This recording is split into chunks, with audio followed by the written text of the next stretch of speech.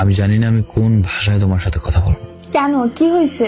তুমি না অনেক মিথ্যা বলতে শিখে গেছো। কি বলো এইসব? কি করছি আবার? কি নিয়ে মিথ্যা বলছি? আচ্ছা, তুমি তো নাকি আজকে বিকেলে আপুর বাসা যাবে বলছো, আর বলছো একটু ব্যস্ত থাকবে, আমি যেন কল না দিই, মেসেজ না দিই। তুমি বাসায় এসেই আমাকে কল এসএমএস দেবে, কিন্তু দেখো রাত প্রায় 12টার উপর হয়ে গেছে, তুমি আমাকে মেসেজ দাও না, অনলাইনে আসো। তুমি সব সময় এসব ছোটখাটো বিষয় নিয়েই পড়ে থাকো। আরে আজকে আপু ভাইয়া এরা সবাই আসছে, সবাই মিলে আমার ফোনে ভিডিও দেখে ফেসবুকে। তো আমি মেসেজ করার সময় ওনারা দেখে নাই? গেছে কই ওরা? তুমি একদম বেশি বেশি করো। হয়তোবা আজকে শেষ রাত, আর হবে না কথা কখনো। ছেলে ছেড়ে যাওয়ার আগে এইসবই বলে, বাকি ছেলেদের মতোই তুমি। হ্যাঁ, আমি বাকি সবার মতোই। আজকে তুমি সত্যি আপুর বাসায় গেছো? তো মিথ্যা বলবো তোমার সাথে? মানে তোমার সমস্যা কি? তুমি আমাকে এটা নিয়েও সন্দেহ করো?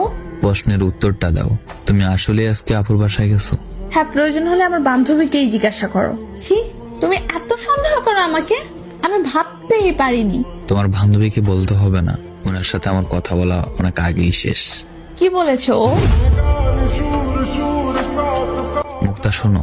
বলেন ভাইয়া। আচ্ছা, রাইসা আজকে কই গেছে? কেন? বলো প্লিজ। ও নাকি ওর বোনের বাসায় গেছে। আগে যে কোনো জায়গায় গেলে ও আমার সাথে কথা বলা ছাড়া থাকতে পারতো না, কিন্তু এখন ও ওর বোনের বাসায় গেলেও নাকি আমার সাথে কথা বলতে পারবে না। কল দিতাম না, মেসেজ দিতাম না, এসব বলে। ভাইয়া, আপনাকে আমি আর মিথ্যে কথা বলতে পারবো না। দিনের পর দিন আমাদের ফ্রেন্ডশিপ নষ্ট হয় হোক, তবে একটা ছেলের জীবন তো বেঁচে যাবে। রাইসা আসলে আজকে ওর বিএফ এর সাথে দেখা করতে গেছে। বিএফ মানে ও রিলেশন করে অন্য কারোর সাথে? জি ভাইয়া, ও আমারে মানা করতো এসব যেন না জানে আপনাকে, কিন্তু বেশি বেশি করতেছে। আমিও মিথ্যাবাদী হচ্ছে আপনার কাছে, আর পারছি না ভাইয়া। ওরা আজকে চাঁদপুর বড় স্টেশন ঘুরতে গেছে, আমারে বলে গেছে যদি আপনি জিজ্ঞেস করেন তাহলে বলতাম আপুর পাশে গেছে। আচ্ছা, ছেলেটা কোথাকার? চাঁদপুরেরই, হাসান লালতে পড়ালেখা করে। মুক্তা যখন সব বলেই দিয়েছে, তাহলে আর লুকানোর কিছু নেই।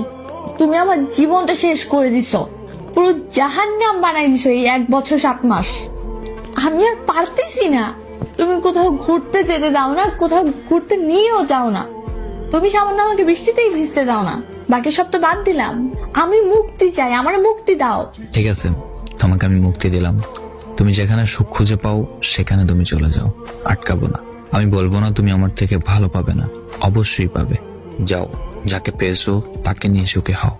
আর আমার প্রথম ভালোবাসাটা এইভাবে শেষ করার জন্য তোমার প্রতি আমার কৃতজ্ঞতা। ভালো থেকো নতুন মানুষকে নিয়ে। আইডিটা মনে রেখো, কাজে আসবে কখনো। লেকচার দিতেই পারবেন, সারা জীবন কিছু করতে পারবেন না।